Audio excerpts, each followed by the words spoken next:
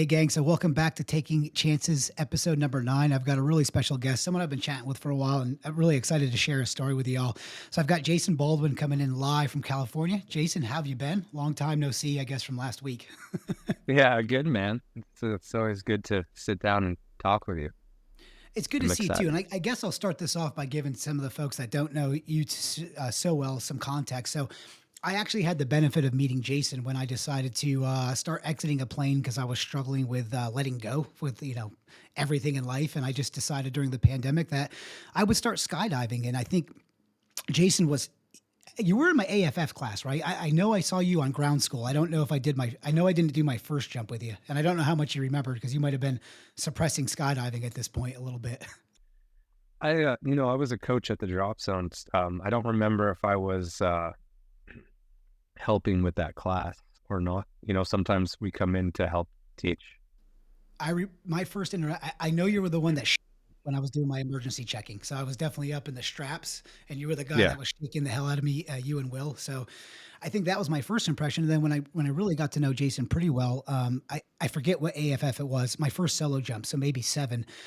And Jason was a couple seats in front of me in the plane, and I don't want to speak for you, Jason, but I picked up on your energy like from the first time I met you for just how fucking calm you were.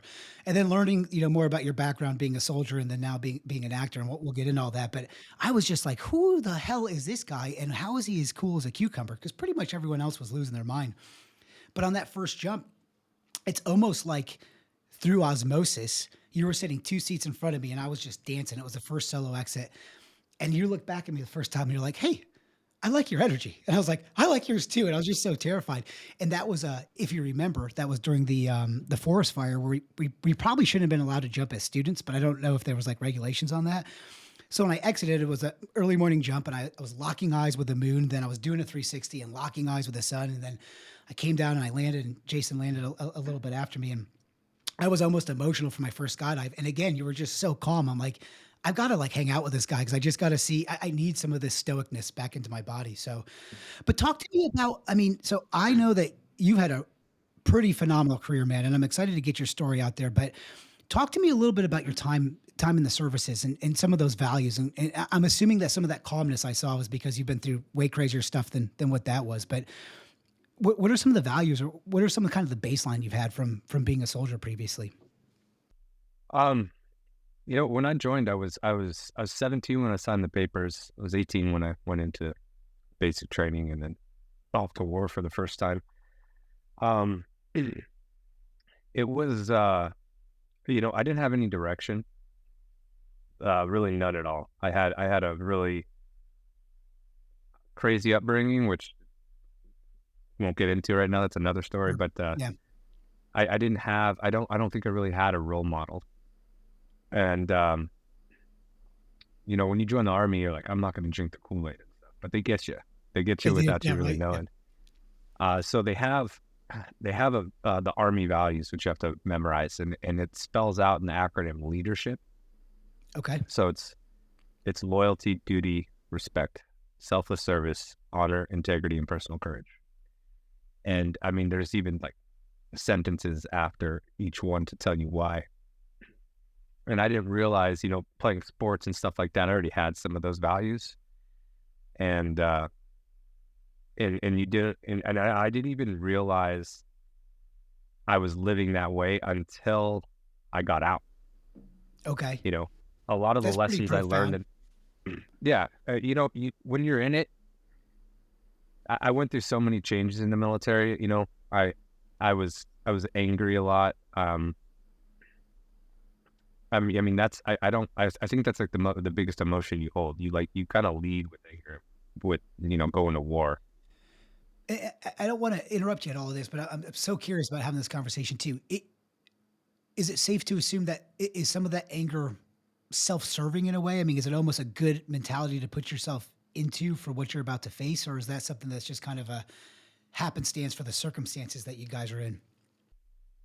I think it was taught. One major thing. I mean, you think about like coaching, for example, right? You go into a football team, a baseball team. You have a good coach. Coach is going to help you, mentor you, guide you, teach you how to um, if you're at bat, how to properly put everything into it, stuff like that. Or you're going to have a coach that's going to yell at you for not doing it right. Yeah, yeah, So like kind of two variations, build up or yeah, break down. so I had mind you, these guys, they like went and they trained and all those things. I didn't. I went to Italy. Everything already got shipped, and most of my training was in a country in Afghanistan. Even from basic, or how did that I work went out? I guess. I went from basic training to airborne school, and in Okay, basic training, you get like it's basic training, and then when I got to Italy, uh, we everything was gone, so they couldn't train me. I was a mortar at the time. They couldn't train me on the system or anything, and get me down to a standard that they wanted. And I had two NCOs. I had one really good NCO, and then I had one who was the higher ranking than him. So I had a staff sergeant, a sergeant. The staff sergeant was just, he was a miserable person, and he took it out on us. okay, And so kind of came home and that kicked the fuels you. dog kind of scenario. Yeah, he did literally kick us. It's like one of the few industries where some of those acronyms aren't acronyms. That's Yeah. actually what happened. But yeah, so you go through all those changes, man, and then we have roles as leaders, the different type of leadership in the platoon. At this point, I'm a rifle squad leader when I'm a staff sergeant, and I had cycles of soldiers. I had 4 cycles of different soldiers, and I led with kind of the same way with a little with like mentorship, because these guys needed a little kick to go to war. They were a little softer. I could see that too. And we talk a lot about leadership development on this channel, but I think like even from the world that you come from, like I've got almost no place to even like what the supreme area of like leadership and what it means. So you probably had some good practices to steal from and some bad practices, and just kind of saw how both of those were resulting for yourself, or how you were performing for them, or which one you wanted to kind of be under, I guess. How many guys were you impacting through training? I mean, so like, I guess let me ask this in a better way. How many months were you in the service before you had other people's lives kind of reporting to you for that? Was that a decent amount of time, or was that kind of a short one? Like before I became an NCO, And see, or yeah. Sorry. I mean that takes years. I think I went to the board at like 4 years, and then you have to wait for the promotion. Then right before my 5th year, you go to a promotion board. So when you're junior enlisted and you want to become an NCO, you go in front of your highest ranking NCO out of what called the battalion, which is like 2,000 soldiers, 3,000 depending, and then all of the first sergeants, which are all the company highest ranking NCOs. So the company is the one that has like 4 platoons. Gotcha. Okay. And so you go up there and you have to memorize all this stuff. I mean, books of things, and they ask you questions and stuff like that. So And I mean to interrupt you there, but high stress, I would assume from this. I mean, because it just seems like, again, I'm trying to correlate this, I guess, for some of the business folks out there in the world you're in now. Like, we all talk about high stressful situations, but like our lives really are on the line. I mean, and quite literally, your lives are on the line. So I can't imagine like how hard that is to lead folks through that. I mean, I can kind of imagine it through like a fighting scenario or sports, but it's completely different at the same time. So how did you manage all that? I mean, did some of those disciplines that were built into you, or some of that philosophy from the Army, even from basic, just kind of carry over and just kick in instantly? Or were there any kind of moments where you're like, holy shit, like I'm going through this, we're overseas, we're in battle. Like how did you as a human handle all that, I guess is what I'm trying to ask. I mean, it's nerve wracking, man. Combat's not as nerve wracking because probably 100% of the time you don't see it coming, in Afghanistan especially. So you don't have time to get that nervous about it. You get told you have to do this. You have a month to get ready. You get all these tests done, and then I guess I could kind of correlate it to, I guess if you're pitching a project, to a company, instead of sitting around management, you're kind of sitting around board of directors. Gotcha. And Yeah. so So you're you got always to be doing on like your A game. at all Yeah. times, at all times. I have some people ask me that too, like just from competition, like whether it's football or like even some fights, like do you get hurt when you're in there? Like, well, afterwards it hurts bad, but really in the moment there's so much adrenaline going. Like you're aware that you got hit, but like, what hit did I get hit? And like, I've never really felt pain in those moments. I think it was similar for me from skydiving. Like as afraid as I was to exit the plane, actually once the exit was done, it was just like you're just handling situations, you know. So I find that so curious for myself too. Like the moments when I'm in the most danger or doing crazy stuff are the moments when I feel the most alive. But for me, I feel like there's almost all distractions are eliminated. I would assume it's, I hope I'm never under combat, but if I am, I would assume some of that's kind of similar to there. It's just like things are happening, the training kind of kicks in, and you're going back to the disciplines of like it's go time, and then afterwards there's some moments to reflect. Combat is definitely, man. You can train. You can, yeah. I'm sure you might be able to. It's the same as fighting, man. You can train and train and train, but once that cage door closes, Yeah, training goes out the door a little bit. yeah, Yeah, and it's like what's stuck, and exactly that's right. that's pretty much it. You can sit there. You can sit there and you know, Muay Thai and throw like a eight combinations and sit there and roll in jujitsu and throw someone in a Kimura, get out of that, but when you're in there and someone's punching you in the face, you're like, I don't remember how to do a triangle, you know? Yeah, it's like Mike Tyson said, everyone's got a plan until you get punched in the face. And to that point, I mean, Exactly. the first couple amateur events I had, and even probably some of the first high school football games I had, because I started when I was a freshman, I, definitely in the fights, don't remember it. You know, the ones even I did good, like it's everything went out the window. And it is first, like all my good coaches, like you're fighting yourself first. And the first fight you have is fight or flight. And like, you're going to have all these emotions when you're going out there, but like no one, for me, I got to find out a lot about myself. And I've talked about this in some of the podcasts, but some of the things through Face and Fear, like some of the things that I found out about myself, I didn't necessarily like, but kind of going through those endeavors helped me build a better foundation for myself. I know from talking to you that some of the same things there. So, and I don't know how much you want to talk about in this too, Jason, and I know some of the battles that you're in, but, I mean, are you comfortable to share any of that on this one as well? I mean, because I know there's a Yeah. movie about your platoon. I mean, that really I watched after hanging out with you, and I was like, Jesus Christ, no wonder he was so calm in the plane. I don't want to speak for you, but that was my perception, at least after seeing that. Definitely. Restrepo was filmed in my company, and I didn't join that company till the last 6 months of that deployment, and he stuck with second platoon. So yeah, wasn't with me, but Same area though, I guess. I mean, similar things that you guys were seeing. um, yeah, I mean, the Korangal Valley was spread out across a valley. Like, I mean, the outposts were spread out across the valley. So you had like the cop Restrepo was up on a spur of a mountain, and then you had another OP across the valley, and then two down into the valley. So he stuck with the guys that were in second platoon, and they would come down from the Korangal outpost and up to Restrepo because they were in there was a lot of contact coming from that spur, so they built an outpost on top of it. And those dudes got hit like 16 times in one day while they were building that outpost. It's like nonstop. Yeah. I mean, I have Nonstop. anxiety. I'm sweating a little bit now just thinking about that. I mean, so, and I just think it's, it's something that and Jason, like obviously me living overseas right now and some things going on, it's for me, I almost enlisted when I was 18. I ended up going to college. I was like super close. And I think you and I talked about that when we were first together, and, neither here nor there, everything played out in my life, I guess the way it was supposed to. But it just so much respect for what you guys do. And I find that the common citizen today, even though we know what's going on, like we're just so distracted, and to kind of, I think that movie from my perspective, again, not being in combat, at least kind of brought home some of the trauma and like just what was dealt with a little bit better.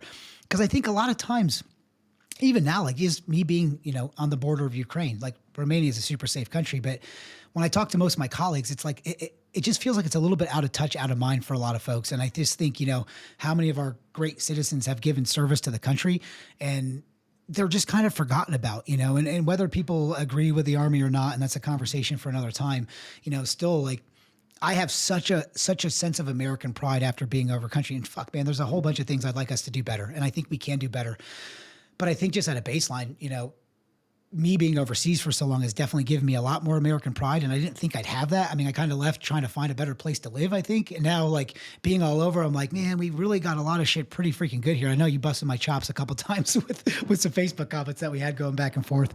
But to kind of get back into the leadership thing, like, I would assume those values have carried over to everything. But I'm just so curious, and I've asked you this a ton, and I guess I want to know more of the chronological story. So you're overseas, you're in Afghanistan, you come back to the beautiful state of Colorado, and I know the GI Bill's helping, but how the hell, or what, what in these conclusions are like, I'm going to come back and I'm going to be an actor, and I know you're great at it. I'm just so profound how all of your life has kind of led you to where you are right now, and I think it's an interesting story. But I am, if no one else is, I'm super curious to hear more about this.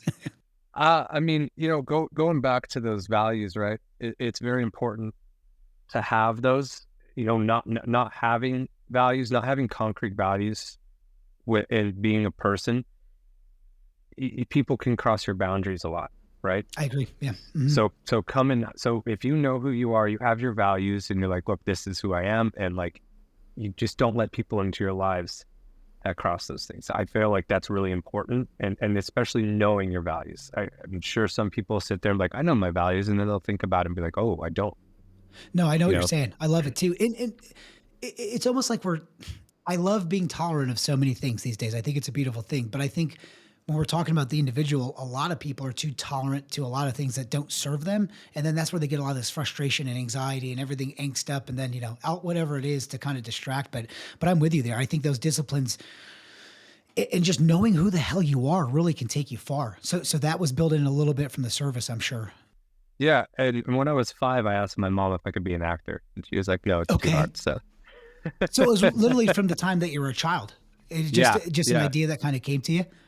It's no, I loved movies. I loved, playing and using my imagination, and then it always came back. I mean, I was a teenager. I did open call auditions. And while I was in the army, I'd sit there like, man, I would love to be on this show or do that. And then, as time goes on, you're like, I don't know if I can do that. Like, it's now it's passing. And then I went to, before I went to college, I enrolled in a 2-year program. It's called the Meisner technique. And, that along with skydiving, I think, was where my healing path came, to kind of become human again. Okay, talk to me about that a little bit, because I think we might have got something similar out of skydiving that I didn't know I was going in Yeah. for. Well, dude, when you get out, you go to war, you kind of turn into an animal. You still know good from bad, but when you come home, you're just different. And Well, and no different one, parameters probably too. Sorry. yeah, no one understands you, and it's really hard, and it's really hard to feel, especially with the amount of loss that we had. And so, I got into acting, and then I jumped for the first time in the same month. And when I jumped, it was like the first, I felt everything, I was alive again. It was amazing. And, that's what I use skydiving for. And it served its purpose. I don't do it anymore. But yeah, the acting is, I mean, it's always been there. It was always there. And I was like, you know what? It's time to go and do it. Like, I finished college, and I went to college more for my grandmother. She really wanted me to go, so I did it. And then once I was done, I was like, all right, I've done everything I need to do. I had been in some short films. I was a lead in a pilot presentation, and then I was like, it's time to go out to LA and see what I can do. So curious too. I just want to touch on a couple of things before we go to the next one. So, like, I find this too. I don't know. I mean, I know that you were a coach, and I was kind of on that path. And we talked on the quick catch up before we filmed this that I've also decided I'm not going to jump anymore for a little bit. At least talk to Laura until we have kids and they're grown up. I just felt I feel very similar to what you're saying. I came in for a different reason. I was struggling with letting go, really struggling with. I just made this decision like 10 years, maybe 7 years ago now. It wasn't quite 10. If I was afraid of anything, I was just tired of being afraid. And I wasn't afraid of much, but I'm just like, I just want to attack this shit. I'm just going to start doing it. And heights was a big thing for me. And strangely enough, I got into climbing first. And I will say, I think I like climbing a little bit better. It's completely different. The adrenaline dump from skydiving forced me to, and I don't know if this will resonate with you, but it definitely, I can't say it forced, it impacted me to live a much more meaningful life. And what I mean by that is I don't know if it does this for everyone, but I definitely had to face like my own death. And it's something that maybe I didn't even know I was struggling with before. And I felt like every time I jumped, like it was so scary before I exited, but there was so much freedom right in letting go of that plane. And then how I felt those moments after are really what hooked me. Is like even getting to know you, like I lived in Colorado for 6 years and I only made maybe two or three real male friendships. And I would say you were one of them, but all of those kind of came through facing some endeavors. And my takeaway from that though is I feel like, obviously I messed my knee up pretty good, but I got out of skydiving whatever I needed. And I just feel like it healed me in some way. It changed me in some way. And I know some of my skydiving friends too, like I almost feel like I love them. It's kind of like drug addict friends though, right? Like they're mad at me because I don't want to jump again. Like no one wants to really hear from me if I'm not jumping, and I know a lot of them disagree with this, but for me, it really changed who I am as a human being forever. And I mean that. And I don't care if no one else resonates with that. For myself, I feel like I got out of that what I needed and it kind of gave me some baseline. And again, to your point, I think I had the discipline for martial arts. I think I started facing my fears.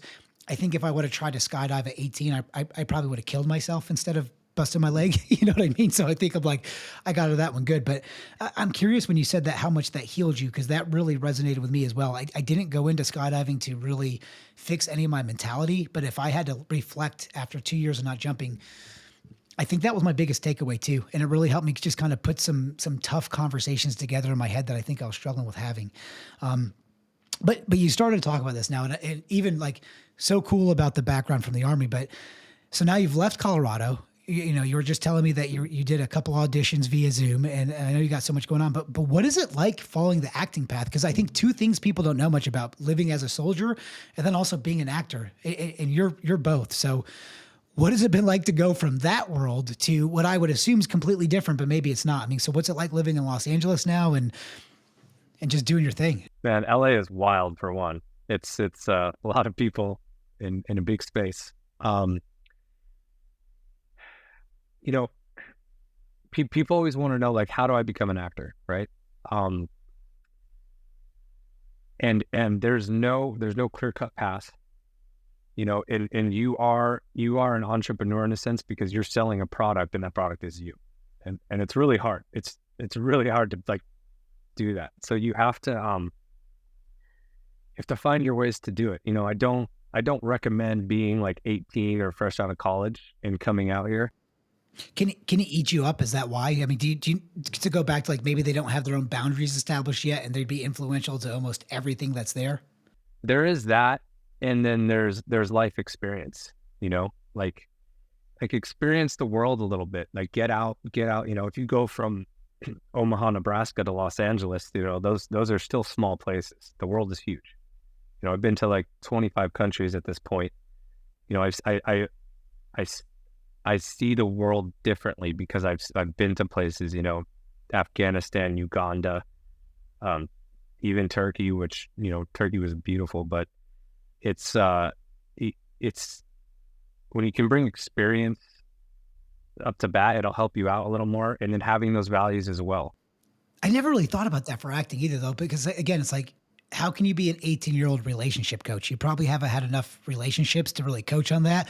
Probably the same thing with acting. Like the more life experience you have, probably builds in a little bit skill set to be a different person if you need to be, or like have some of those experiences to draw on to really be authentic in that process.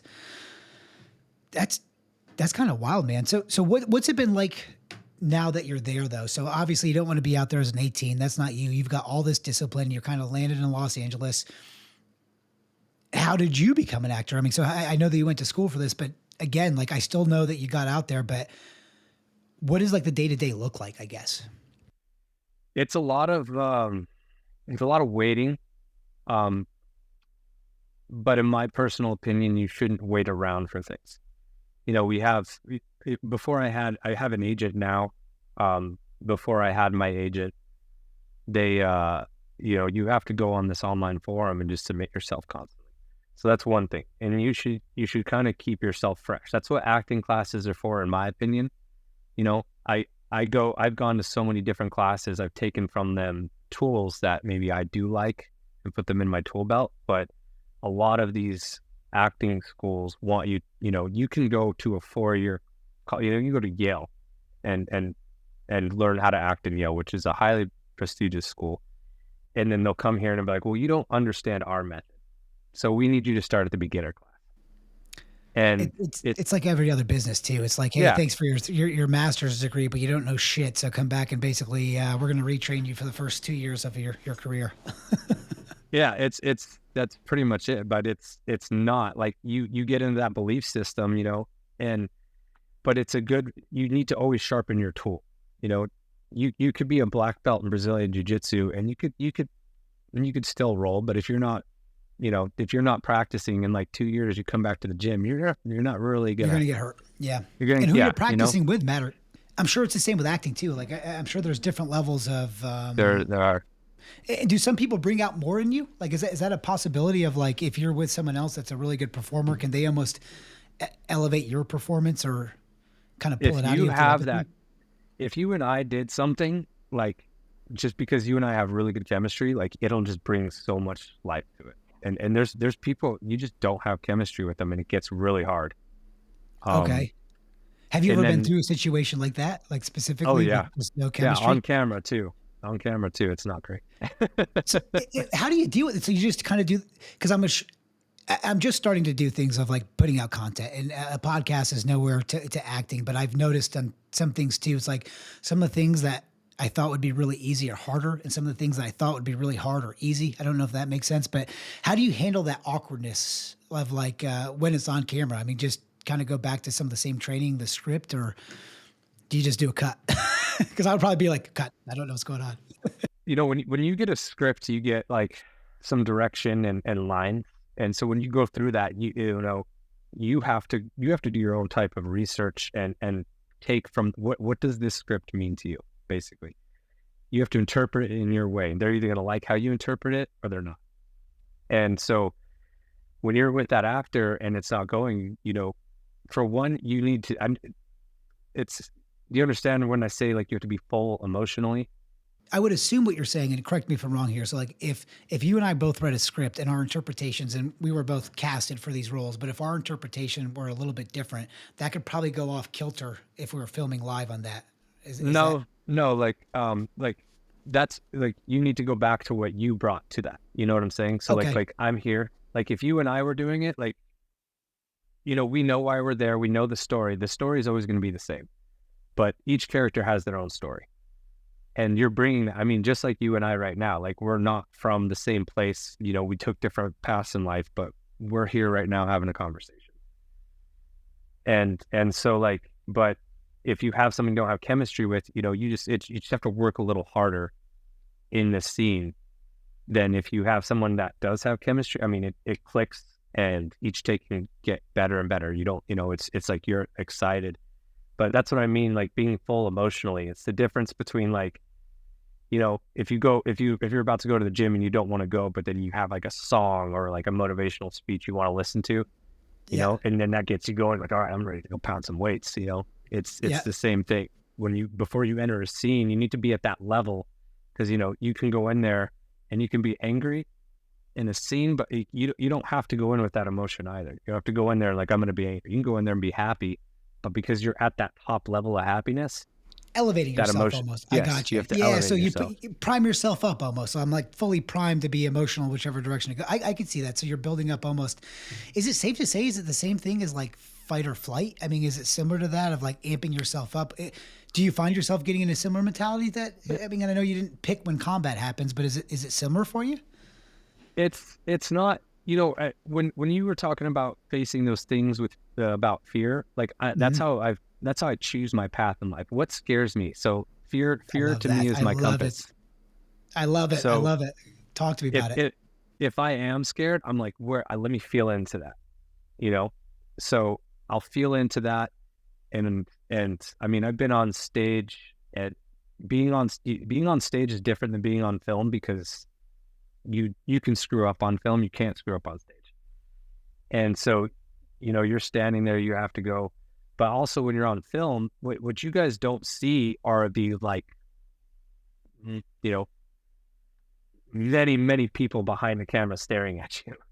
All the And so, production folks and everything yeah, going you into have it. to block that out and just do what you got to do. So it is a little bit, it's a different type of fear, but It's like you just, performing on stage. It's the same like, yeah, I know some folks, Jason, not to interrupt you, that are some of the best, some of the I think some of the probably best dangerous people walking the streets that just never performed well when they actually got in a fight. And most of it, it's like being under the lights, even if it's not a big fight. Like if you get them in a practice situation or probably on the street where no one was watching them, and I wouldn't want to mess with them, but for some reason, like just even if it's a regional event, going in there behind those lights, it's like stage fright. I mean, it's similar, but it's like I don't want to get beat up in front of my friends, my family. Like so, a lot of our coaches too. Your first couple fights, like, hey, have your family come if you want to, but you're probably going to be better if no one there knows you because it's almost like you're out there on your own doing your thing. The training can kick in, but like if you're there worried about like what your significant other is going to be thinking or having someone watch you messing up on script, it's not the same thing, but I can kind of grasp onto what that would be like. I think I can kind of resonate with some of that. it is, and that's what, I do think acting classes are for. You go in there and you need to, buff those edges out. And then when you're out there and you're doing it, I mean, it's also, it's something I love so much that it's not, I have to drop all that. And like, I'm here once, there can be that second and they're like, I'm like, oh God, I don't screw this up. And then they're like action and I'm there, I'm not, it's time. I don't have time to think. There's sometimes I memorize lines and I don't even know what the line is, but it just comes out of my mouth anyways. It's like that. Was it the old school, the movie where it's just like, I just blacked out. It said like the best thing Yeah. ever. Just went on a tangent. See, I can imagine that too. And the thing I love about having these conversations, from my perspective, is, you know, obviously the name of the podcast is Taking Chances. So we're really trying to elevate people that have taken a chance on themselves and how it plays out. And I'm just finding, even just in 9 episodes, so many similarities from people of, like, to your point, such different backgrounds, all living their best life. But I find that a lot of those folks that have been successful, like they faced fear, they've had some kind of discipline, first of all, then they've had the confidence to face their fear. You're one that said it. I've said it. Jay said it. Some of the folks out there. For me, fear has become my compass as well. And it's strange, man. Like the things I've gotten the most enjoyment out of, climbing and skydiving and fulfillment, are the things 10 years ago I was too afraid to do. So I've been resonating with this quite a bit recently and trying to apply it into some business practices too. It's like, are my desires what I really need? And I speak to the men and the females out there, but specifically the men. I think a lot of times our desires are the things that I desire sometimes limit me from living my best life. And what I found is those things that I was afraid of, like if I just have the courage to step through that fear, I've gotten the most fulfillment. And maybe it's just from facing that fear, or I don't know, man, this is going off on a bit of a tangent. I'm really curious to what fear is to us as a species. Like I'm always just wondered, like, I got a psychology background, but was this programmed into us? Was this generational? Like, was this in my DNA before? Like, why do I have these phobias? And then why do most people that face them find fulfillment in there? And then a lot of people, like 80% to 90% of the world, just will never face those fears. And I think what a sad life, man, of like, at least two guys sitting here. I know I can say this for you and say this for myself. Like, I know who I am. I know what I want to do. I think it's the same thing for you, but I always just find this profound. Our backgrounds are very different, but I think even going through those big events, even me going into a boardroom now, I have a similar kind of conversation in my head that I would before I went to a ring, a cage, to a wrestling mat, and it just, for me now, like it just makes everything else a little bit easier. If I'm going to be honest, it might just be my perception, but I'm like, this is not as scary as X, Y, Z. And this person's not actually going to try to choke me out. He might try to sound intimidating, but like, even if he wanted to choke me out, I'm okay with that. So it just gives you, I think, a little bit of confidence of just like being able to go through the world. And I'm not as, I don't think we falter as much to the influence that's out there. And I think in our society, there's a ton of things that try to influence us. So how many months, and Jason, I don't know if I asked it, how many months have you been in Los Angeles kind of doing this full time now? Because I've been overseas for a little bit. Is it over a year or? Yeah, I've been here for about 14 months now. And I mean, in that year, I became SAG eligible. So the union SAG, once you get into the union, you can start working on like, feature films at major production companies, more network television and stuff like that. You start getting, you're able to bat at a different level at this point. Okay, I, and for the guests, SAG is the official union for like the screen actors. Am I saying the it right? The Screen Screen Actors Actors Guild. Guild. Yeah. Yeah. Okay, and you It's need a to be in catch those. 22. Okay, is it one of those things you need to be to kind of get in? But talk to me about what the catch 22 is. I guess I don't want to speak for you. In order to get into SAG, in order to be on a SAG project, you have to be SAG. But in order to be SAG, you have to be on a SAG project. Okay, say no more. I don't even have to So understand all that to know it's convoluted. yeah, so it gets into that point. You just have to figure out your ways to do it. Um, and some people come out here and they can't figure it out. You have to come here and be like, "Look, this is what I want to do. Um, and nothing's gonna stop me. You know, and for me personally, like each place I've gone to, like I've found people that again, the values thing. We kind of have the same values, and we've linked together. And I have a small group of people, and they're kind of my rock. My girlfriend lives here with me; she's my rock. And you have that good foundation. And so if I need to talk about acting things, I talk to my actor friends. I have a friend that is in production, and he gives me a little bit more knowledge of things, and it's really nice to have those people and those values. And then work hard, be a good person, actor. That's like a main thing, like Uh, in everything. in So everything. Yeah. those values just carried right over though. I mean, and I feel that too. It's like to kind of go back to the thing you said before if anyone that can go and really establish who they are and some healthy boundaries on not letting people cross those thresholds. And a lot of times I think not letting themselves or ourselves cross our own thresholds, right? I think those values can be kind of aligned to almost anything. So Jay and I talked about this on one of his, and Jay's someone like he's a Bellator fighter.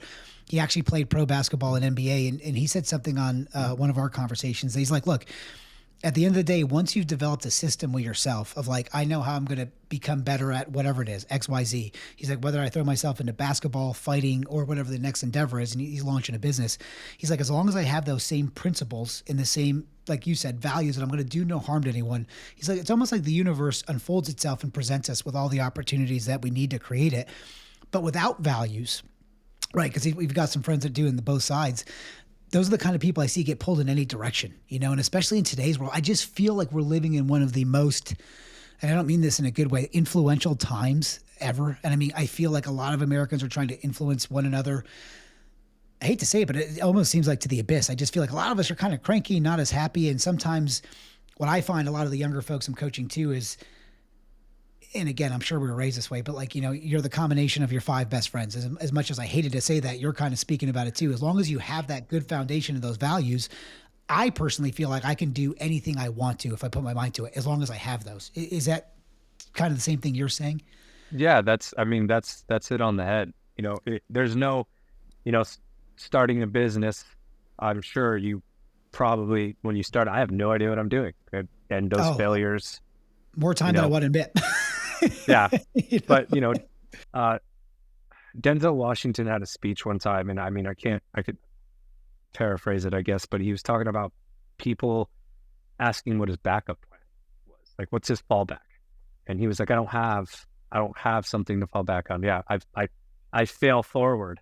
Yeah, I fail forward. And that's the best thing. Like, especially here, um, there is no, there are steps you can make as an actor, like come here, SAG, agent, audition, but there's so much in between, man. And it's just stumbling down a street and be like, oh, what's this street?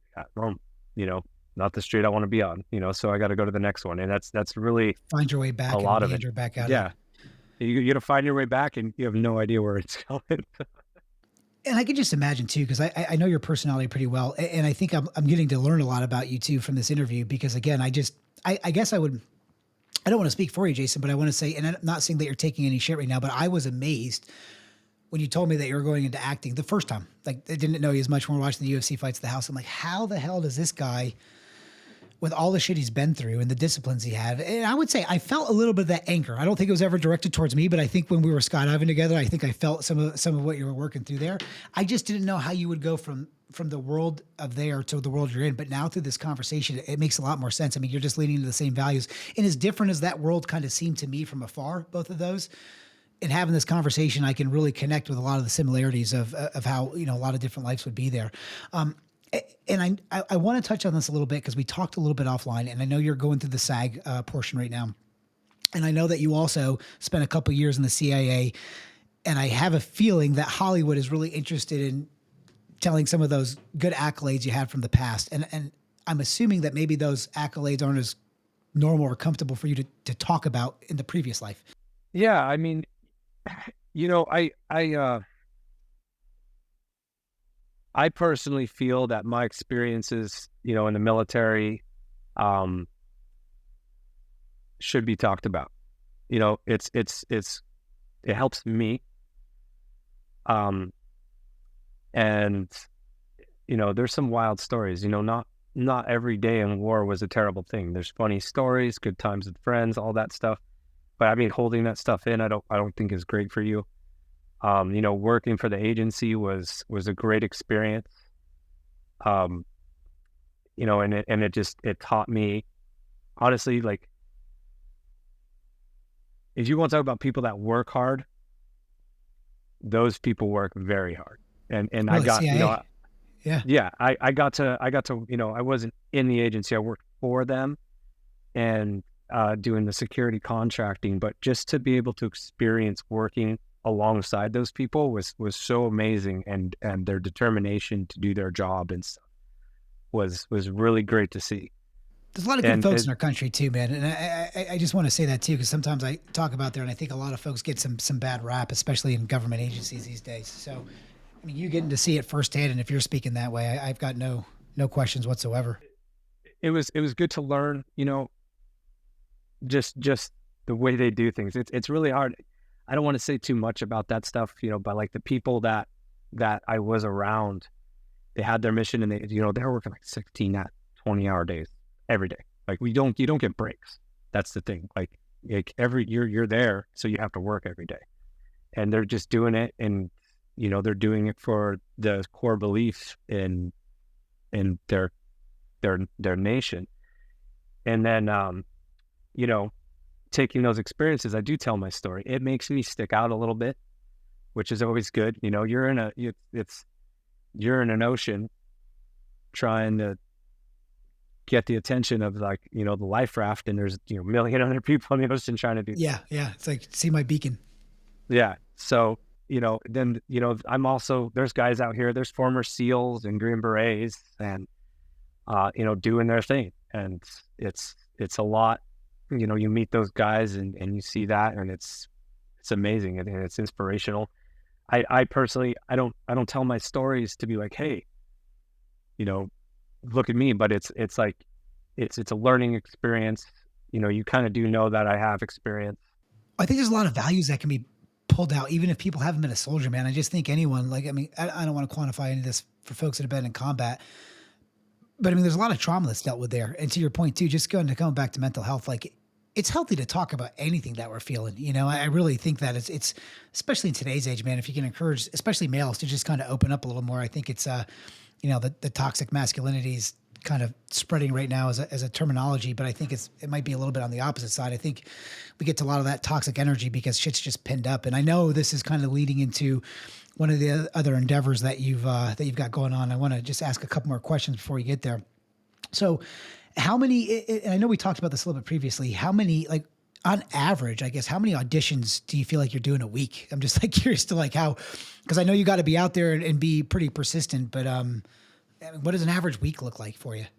Well, you know, auditions come and go. So that's the thing. Like, you can sit there, dude. I had 5 auditions one week, and trust me, when they're different levels. You know, I did an audition yesterday that was 2 scenes, and those 2 scenes together were just monologues that made half a page. So I memorized the lines in an hour, and then I have to set up a camera, film everything, edit it, and send it out.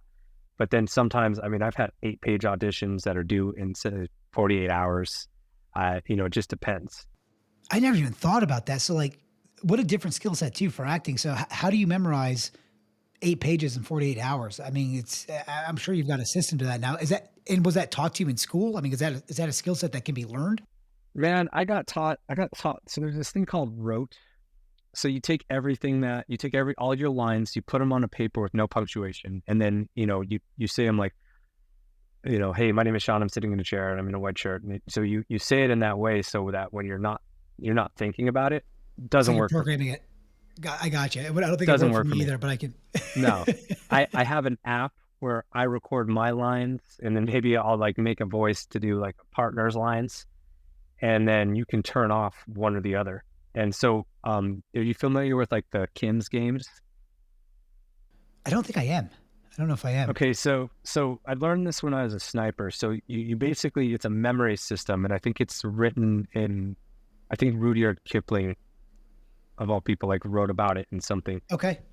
Don't quote me on that. I won't. But I won't. Don't worry. I so try not to quote myself either. If we got fact checkers yeah, on myself, that I catch myself every episode. but so the Kim's game is a memory system. So you go through like the way we did it is you would go through physical duress, and then you would look at like 7 items. You look at 7 items in a box. You get about 5 seconds to look at it, and then go through physical duress, and then you have to come back and tell us what those items were in the box. Okay, so while going through that, it's that stress is keeping those things. So I don't go to that extent, but instead of when I'm at the gym, instead of listening to a podcast or music or anything, I'm listening to my lines. And so, or I can just listen. I can go for walks. I'm listening, and then you need to say them out loud. I need to say them out loud, and then I just rehearse them. And so many profound things you just said in like 5 sentences. I don't even know which question I want to ask first. So, like, physical duress imprints habitual habits into our brain, right? I mean, it's kind of the takeaway from that. So I would say the same thing from like kind of going back to when we talked about fighting the first time. And usually, if you don't want to spar too hard because then you're going to get beat up too much. But I think for your first couple fights, if you've sparred like pretty close to fight time, you're probably going to perform better in that first fight. And then I just think it's interesting too that, like, again, with your background, of course you need to elevate to a certain level that's probably not going to be from acting school to kind of imprint those in. So I think like even that training from the army carried over to here and like, yeah, this isn't going to work for me, but maybe if someone could just shoot at me while I'm reading, I'd be fucking fantastic. I'd have all these lines. But I mean, I know you're saying with lifting weights. So you found ways to get close to that physical duress of at least getting the body's reaction to kind of help imprint some of those. And that's worked for you. Yeah, that helps. The listening is a lot better for me than reading it over and over and over again. And then honestly, just looking at the page and then going through it. I mean, there's a lot of different things. People have their own things, but that's what it's like. As of right now, since I signed with my agency like 2 weeks ago, they've got me 2 auditions, so like a audition a week. Congrats on that too. Thanks. The industry is really slow right now. The Writers Guild is on strike.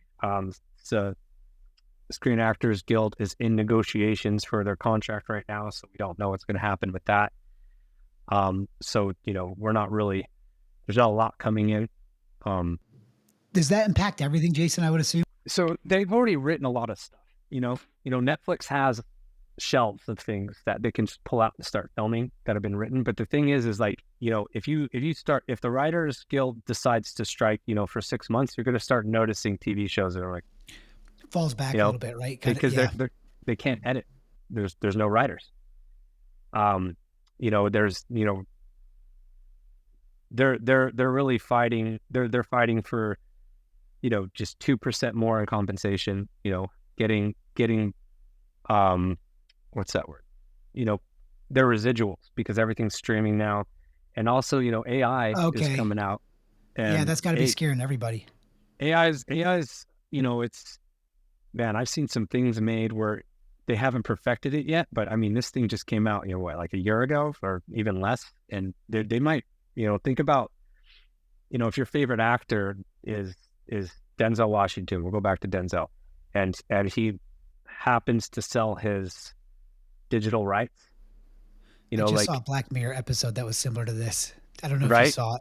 Did you see that episode or no? Yeah, with I don't Eddie think we're that Murphy. far. Yeah, I don't think we're that far away from that though, too, of like selling us digital rights and acting and keep talking to me about AI. I mean, so this is something that we've been implementing quite a bit for our copy, kind of extending our reach. And I'm with you there. It's definitely not there yet, but I think to your point, it's been here for a year. We've been able to cut down on a lot of the SDRs we use. So a lot of the outreach now is being done through automation. We're not signing clients through automation, but taking someone from cold to warm definitely has been helping that process. Have you seen any writing or scripts, I guess, yet? Because I haven't looked into this from that world. Have you seen anything written by AI yet that's been like, oh shit, that's pretty thought provoking? Or I don't know how to use it as well as others. I have heard of it. I've seen copies. I think I asked AI one time to write me like a short thing, and they give you ideas. yeah, it's good for like Um, scaffolding. I think like the outline, so to speak. but like I was talking to one of the writers one day, and he was saying that they have so much data, they can just put it into something, and it'll be they can get something out of that. Um, The more data that is fed, the more accurate it becomes over time. I yeah, mean, exactly. what a strange world we're living in, bro. I mean, what a strange world, I like know. AI, computers taking over, maybe World War III, the end of the dollar. I mean, I don't even know which conversation to have. Jumping out of Yeah. planes and acting seems like seems like the proper one for the times that we're in. So all of this is coming together. I know you've been with an agency. I mean, Christ, dude, for 2 weeks.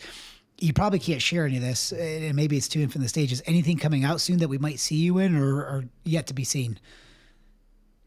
Right now I'm working on the admin part of my career. So, that's a big thing. You have to have updated headshots. You need to make sure all of your stuff is ready to go.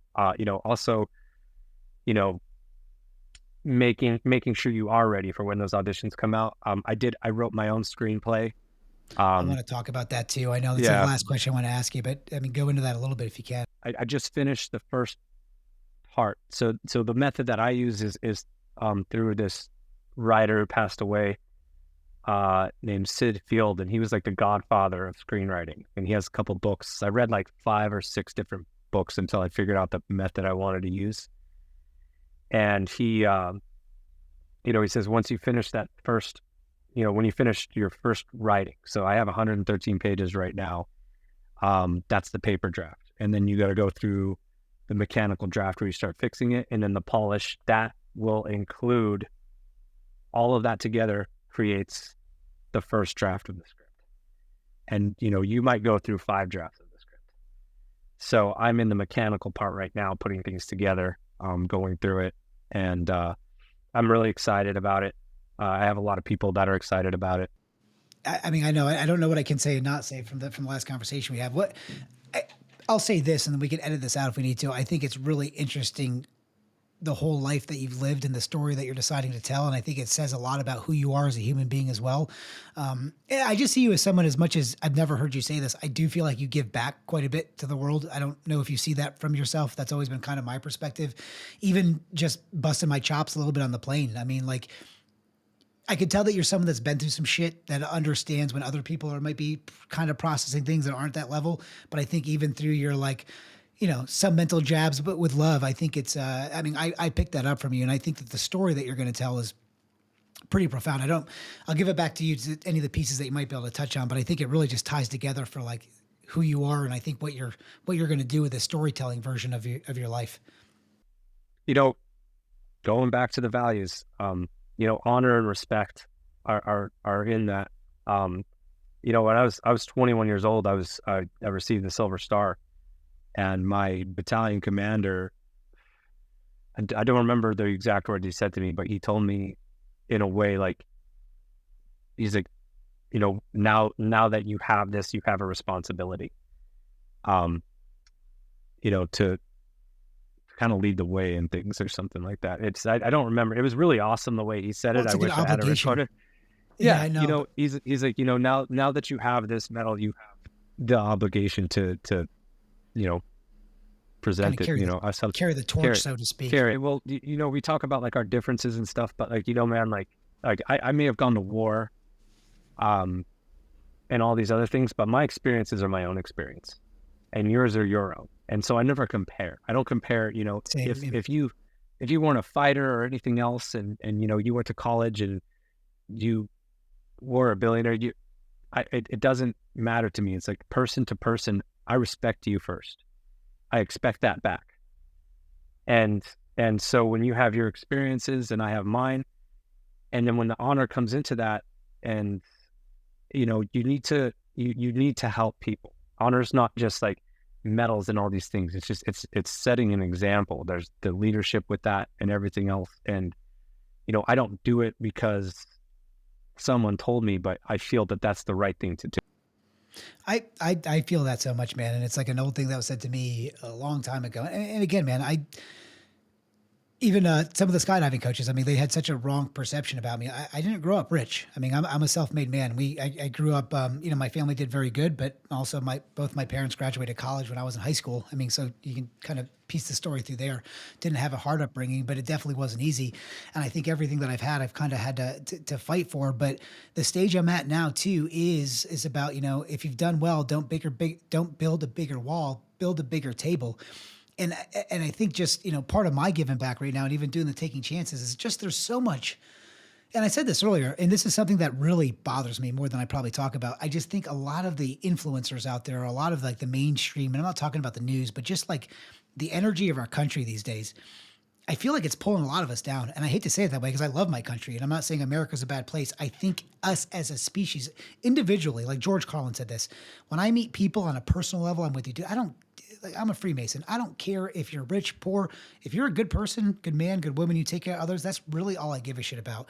The things that make me passionate, I love creating business. To me, this is going to sound weird maybe to you, but like my doing business is my artistic give back, similar to your acting. I love creating a brand. I like building that brand up. I love to empower people. And now the stage that I'm at too is like, I just want to give a better idea of what capitalism can be because I hear, especially being from Denver, it's like, oh my God, money's evil. No, it's not. We just need more good people doing good things with it. Like, it's just a system. It's been interesting here. Former communist state. I've got to debate communism with former communists. I've got to debate socialism with former socialists. I haven't changed any of my perceptions, but I can just say those are all systems and there's great people within inside those systems. I've never had this opportunity before. I definitely appreciate our system the most, but I think, I think that's one of the things where maybe you and I resonated together too. I kind of saw that about you giving back. I think the story that you're going to tell, and I won't say too much, I think it's going to be really a culmination of everything that you've went through. And I think when that story comes to light too, it's just, on top of being a great story, I think it's going to help so many folks that have gone through similar things that you've gone through or that are kind of adjacent to there. So I just think it's so profound, man. I can't wait to see you continue to grow. We're kind of coming close to the end, Jason. I want to definitely have you back on a couple times. What are some things we can leave the guests from though? So I think a lot of people are going to be hitting me up after this and wanting to know more about you, know more about this film that might be coming out and more to see some of your acting. What are some ways that people can check you out right now if they kind of want to tune into what you're doing and maybe follow some of this endeavors that you've got going on? I mean, like I said, a lot of things, that I have done, they're, independent stuff. I was on SWAT, season 6, episode 21. I was TA Agent Ace, no lines, but you get to see me. I'm gonna dig it out. I'm gonna dig it out. Make sure we have it on there too. But you're 14 months into it, Jason. I mean, from being all Yeah. the stuff that you've done to there to having an agency to being SAG regulated, I would assume, and I know we said this before, I know you're going to move at your own speed, and I think you're probably going to move slower than they tell you to. But even in moving slower, are you generating more inertia in the right direction than you had expected 14 months in? I'm moving faster, actually. My friend's been in the industry since he's 32 now. I'm going to say 32 because if I say 33, you'll probably get mad. But like, Fair. he's been in the industry since he was 18. He's like, I've never seen someone move as fast as you. So I'm Well, that's what I hoping meant. it goes. Yeah, go ahead. I think we said the first time you're not approaching it trying to go fast, but through approaching it with some of the same disciplines, moving stoically. I need to say stoically. I'm probably talking about Jason too much. You're accomplishing more, but not like running after it as hard as some of the folks that are out there. And I don't know if I'm quantifying this the best way. I mean, I'm not running after it. I'm just kind of living in the moment, man, and doing what, I feel. I'm making my moves and seeing where they go. Like I said, I have a great couple of guys behind me. I forgot to mention my buddy Victor. Victor, as you're talking, Victor was born behind the Iron Curtain in Ukraine. Came to Okay. the U.S. in 2011. That dude, whole nother conversation because he loves America and he's out here. That dude grinds. That's another person, um, I anytime I'm ever talking to him, it doesn't matter, dude. It'll be New Year's Eve, what do you do? I'm working. Like, Yeah, he's so going all in. being around people like Victor, um, a couple of my other buddies, just living in the moment, going at my own pace.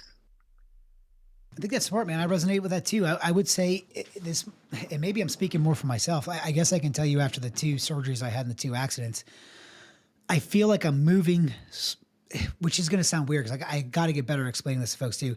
I'm moving slower than I ever have, but with the most purpose I've ever had, and I'm accomplishing more than I could ever imagine. And I think to kind of unbox that statement for myself is I was very reactionary before, and I don't mean reactionary bad. Like my instincts were usually pretty on point, but now I'm just sitting with some decisions just a little bit longer, and I find that in sitting with some of those decisions, I've just had a little bit longer to maybe to compartmentalize some of the things that are going on in my head and come back with a better a way about it. So in a way, kind of like skydiving, man, it's like, what is it? Slow is smooth and smooth is fast. I feel like maybe I'm That's taking an some from army, skydiving man. there. Yeah, it's safe, but that's just kind of like, I see that about you too, though. I mean, I have some other friends that are in acting. I don't think they're doing it as good as stuff as you are yet too, but, and I don't want to say you're not going after it because I know you are.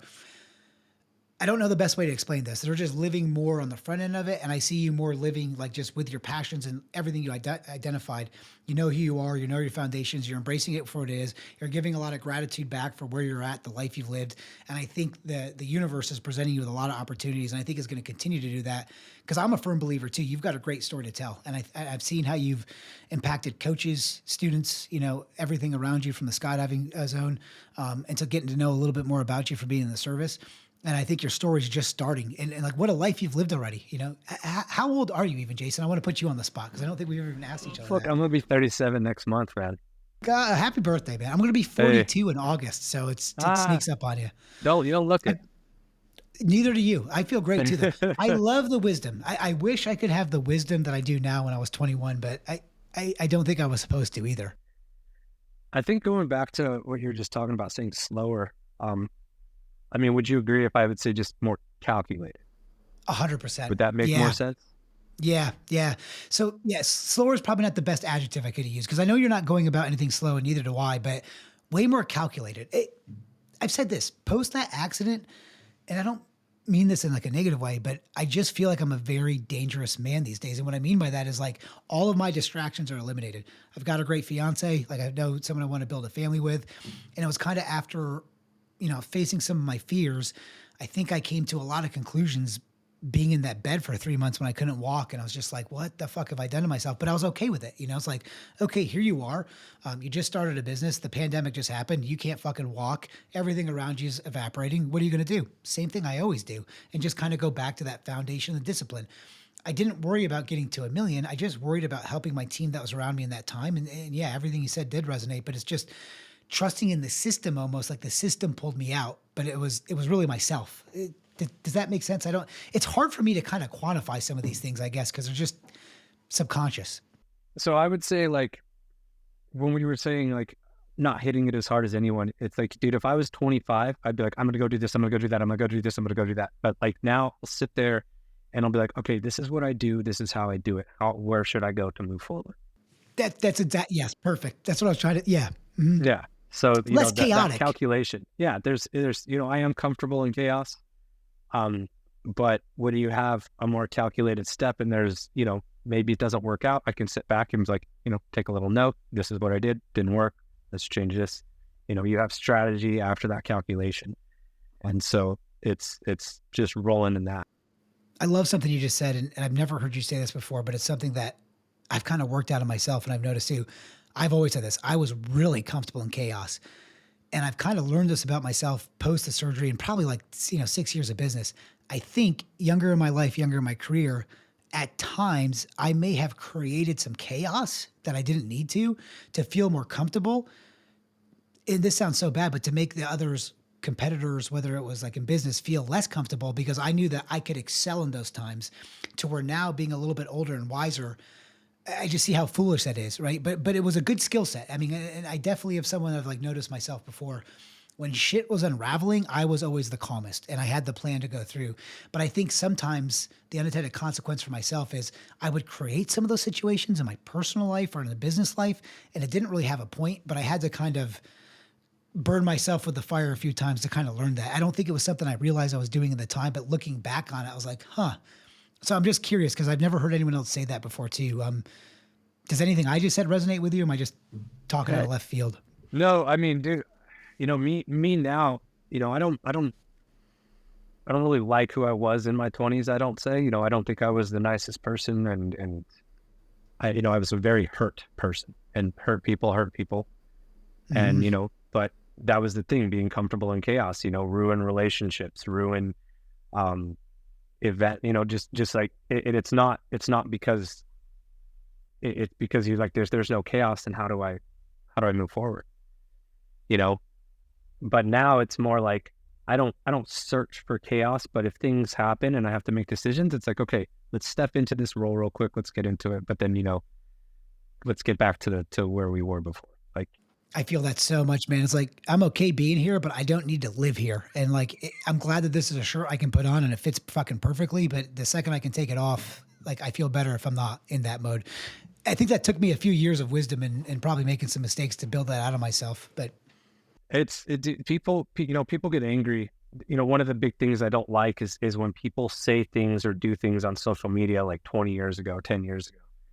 And then people nowadays, you know, will bring that up in an attack. It's like, dude, people do change. Like, they a really hundred do. And percent, yeah, learning from poor choices and experiences and things like that. Like, I just go the route, just don't post things on social media. But like, it's like, I've met people, and including me, who were different 10, 15 years ago when I knew them in the service, or, people that I knew before that, and they completely different people, good hearts. You know, it's hard to, we don't know what struggles people are going through, and anger comes out in different ways. There's people from that can just everybody. take, there are people that'll be silent, people that'll be screaming at people on social media, people that'll, go out and do things. But, you gotta give people chances to do things. And so that's a big thing. We're so harsh on each other these days too. I mean, that's So much. I didn't put on a podcast, but it was just I mean, so Jason, I mean, I think 70 or 71 countries I've been to now. And I don't think I've lived overseas as long as you have still yet. And a lot of those trips were for like climbing or quick through. But now this is the longest stint. So I've been out of the country. Well, July 4th will be 2 years. 2 years to the date is when I flew down to meet Laura the first time. I've only been back for a funeral and a wedding since then. And I didn't plan. I mean, so when I told you I was going to Costa Rica, I didn't plan on getting married and being overseas for this long. It's just kind of fell in love. But like in this endeavor, man, I came back to America the first time for my grandmother's funeral. And like the thing that shocked me the most was like I landed in Philly. I went back to my same hometown, hanging out with some of the same friends I have. And I don't think you'll probably pick up on this. I don't think they changed as much as maybe I've changed. I feel like I've putting on a pair of glasses or taken off a pair of lenses that I can't see the world the same way. And I'm not saying anything bad. I love America. I can't wait to get back. But Jesus Christ, do I feel like 99% of our problems are manufactured right now, and we're just so negative to one another. It's like I couldn't imagine being an 18-year-old man or girl growing up right now with social media, to your point, of all the mistakes I've made. My God, if there was social media back when I was a teenager, I mean, I I'd should go have been work in in a jail mine. probably. I'd Yeah, go work in a mine. Like, just it's just 100%, man. disappear. Yeah. I'd have no hope. And I just think, that was my biggest takeaway. It's like we got to be kinder to one another because I think ultimately, what kind of society do we want to live in? And this is everyone walking on eggshells and afraid to talk. So, I mean, I love that you're getting into acting. I love that we're having conversations like this. I think hopefully some of the things I can do to folks is I'm just trying to encourage people to be authentic and speak more. And if you think you're going to offend some people, you probably need to say whatever you're thinking is going to be offended. I'm just a little concerned these days that a lot of us are self-regulating free speech. It's the biggest question I get from my European friends right now. They're like, Shaun, freedom of speech is still a thing in America, right? So like, why is all this happening? I'm like, it's a hard thing for me to quantify. It's almost like the inmates are running the asylum, and no one's telling us we can't say this. It's each other. So now we're just like putting ourselves in these boxes. So And I know we're getting a bit off subject, but I'm assuming you might see a lot of this where you live. I'm not trying to talk bad about LA, but I just Dude, this is the thing is LA is not LA gets a bad picture painted of it. It's not, dude, like I have never been forced into anything here, like people live their lives and they do what they want to do. There might be different communities here that people aren't used to, but everyone for the most part gets along. I would say the biggest issue with LA is there's a lot of, depending on the areas. Okay, this is very specific, and LA is almost broken up into these these tiny little blocks. I would almost say there's like a billion boroughs here. Like you go to New York, and it really, dude, you can sit here in Beverly Hills, and then the next place over is completely different, just the atmosphere. And in some of those places, you'll go in one place where people are so self-absorbed, they're not even looking, they're walking and looking at their think they'll walk and right over you. they'll walk Into right you. over you, or they're all dressed up to go to the grocery store and all that. And you go to other places and people are like, hey, how are you doing? LA can't be described in one word or one sentence. It's a melting pot. There's people from all over the world here. And that's fair, dude. And shame on me for even saying this, because like even as I'm saying that, I'm like, what a douchebag like thing for me to say. No, Because like, but it's just programmed into us. Like I've been it's to programmed in Belgrade. everyone. I've met people from, being outside of LA. I'm like, oh, other countries. Oh, that's my dream. And I'm like, like Hollywood. Hollywood is not like the actual place where, Hollywood, the little area there. Borough block, yeah, The yeah. little, it's we call them districts, but like Hollywood, like is just not. It's not the cleanest place. It's I would say a lot of our homeless live there. It's sad. It's sad to see these people, dude. Like before I came to LA, like I never saw there. I've never seen people on so many different types of drugs, or just zonked out or doing different things. That was like Philly when I landed too. It's Not to sad. interrupt It's you. sad to see that, is. man. And then people just get mad and they're like, we need to do stuff. This is a totally different subject. I don't want to get on that rant, but but then like, my neighborhood, I live in a giant, like almost suburban area of a city, and my neighbors are really nice, and we say hi to each other. I live in a 12-story building on the 12th floor with 60 apartments or something like that. Like, everyone's nice. You walk by people, everyone's walking their dogs. It's the experience you want to have, I guess. It's just like anywhere else in the world. That's what I was going to say when I felt like a D-bag for saying that. Because like in all honesty, all the places I've ever gone, a lot of the places I am even currently, like my family will message me like, please be careful, we're worried about you. I'm like, I'm the only danger I've ever really felt in my life is honestly like in some of our own cities. But to your point there too, like some of the places I fell in love with, like, and to go back to kind of talking about Victor, tie this all back together, living in Eastern Europe has really changed a lot of my perspectives forever. And like, I've fallen in love with Eastern Europe, man. I got to tell you, I love all the Europeans, but Croatia, any of the former Yugoslavia, all the way through Romania, I find some of the best people I've ever met in my life. I've made some of the quickest, most meaningful friendships, but I also feel like a lot of these folks have been through some shit, like same thing. In 95 was the last time communism was here. And a lot of the folks, look, communism wasn't all bad for Romania. Some of them, it was terrible for some.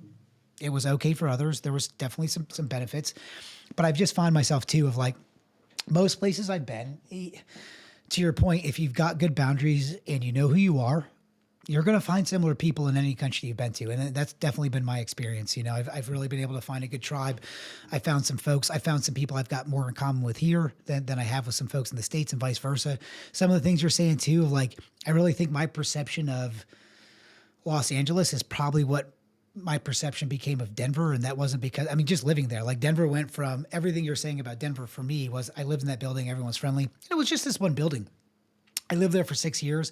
It went from being all business owners, and I digress a little bit, to by the end, it was all trust fund kids. And I just didn't have as much in common, So like I hated everyone didn't hate them, but I'm like, I just don't have much to talk to you guys about. It's like, what are you doing for business? Oh, you haven't worked in 2 years. That's, I've never had any time off, like it's just kind of a different perception, but people are going to people no matter where they're at.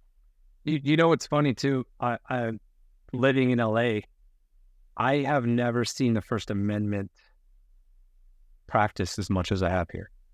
That's good to hear. That's fucking awesome. Okay. It's insane. I mean, there is, there are things that, like you said, we're policing each other on things, but I've seen a lot of protests or, just demonstrations, peaceful, of over different subjects or I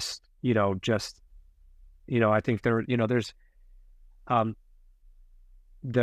I just watched the Writers Guild do a whole rally after they walked a couple, half a mile doing a demonstration. I've seen demonstrations. Some people one day just did a demonstration on there was a massacre going on in Ethiopia at the time. Like I've never seen that many demonstrations in my life anywhere. So I see people practicing their First Amendment rights a lot here. So it's actually, I love that too. I just think to the point too, like even myself, I think, I've said this quite a bit.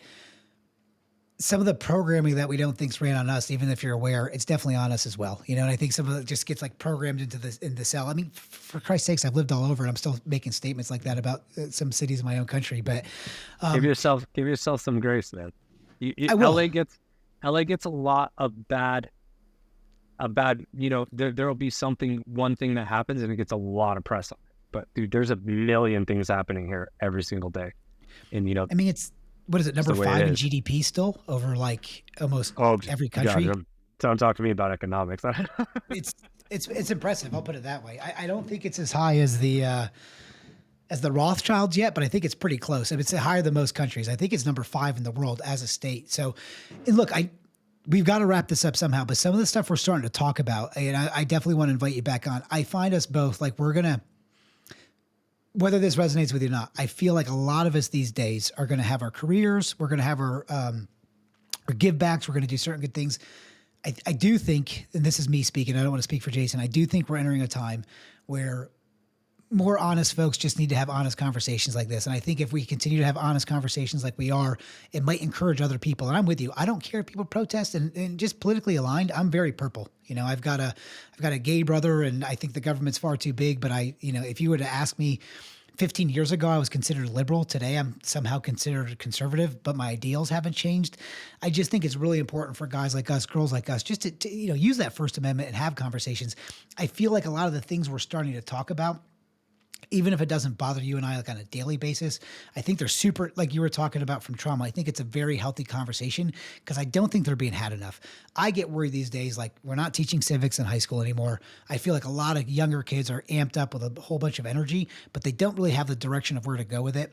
And this is just some, I guess, the give back I want to give too of like, I don't care what people think. I just want them to take part. And I can tell you this, and even though we're talking about acting, from someone who's been all over the place in the last couple of years, I definitely think I was trying to find a different place to live. I have never had more American pride than I do. And I don't like everything we're doing, but I mean, guys, the idea of freedom, the idea is that we made changes through votes without killing people too. Like it hasn't happened in a lot of other places. And I think, I don't know. I hope that I'm like you. I know that we can have been from some bad things, and I believe that humans can change and change for the better. And I just want us to give ourselves enough space these days to really kind of celebrate the accolades of how far we've all came and continue to build a better society. So what an off tangent last way to end this conversation about acting. But I fucking assumed it would go this way.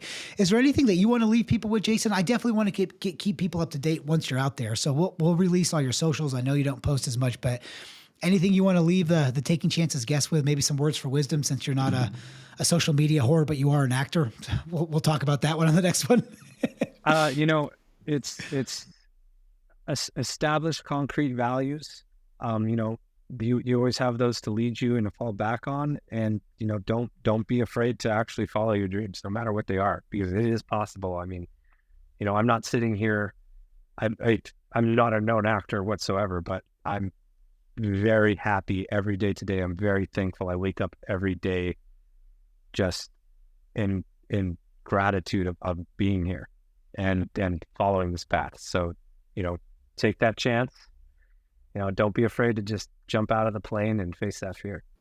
Go for it, man. What a great message, Jason. I can say that too. I mean, two guys like I'm not a household name yet. You're not either. I think if we both continue on our path, like we're going to be happy in the world we are, even if we're not. But I mean, to your point, it's just that's what I want to give. Like everything you, Jason just said, man. For everyone else out there, take a chance on yourself. Definitely, my own story has not been super comfortable every day, but now looking back on it, I couldn't imagine living any other way. I mean, I'm fortunate enough to be living outside of my country because of my country's allowed me to have a business and meet a woman that I fell in love with that if I never took a chance on myself and started this business and jumped out of a plane, if I never got hurt, I mean, it's so weird to reverse engineer your life to put you to where you are, you know, but like I'm married to a Romanian that I met from playing a video game. That's a story that'll come out from later. We met in Costa Rica for the first time.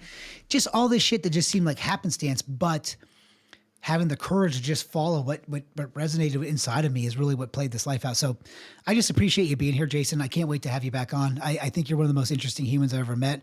I'm honored to call you a friend. And I know we both stopped skydiving, but I want to say this so we can record it. If we ever both jump again, I will commit. I would love to jump out of a plane with you again one more time. Maybe after we're both household names. Only if we have to do the jump over the pyramids. It's the only way I'm coming back.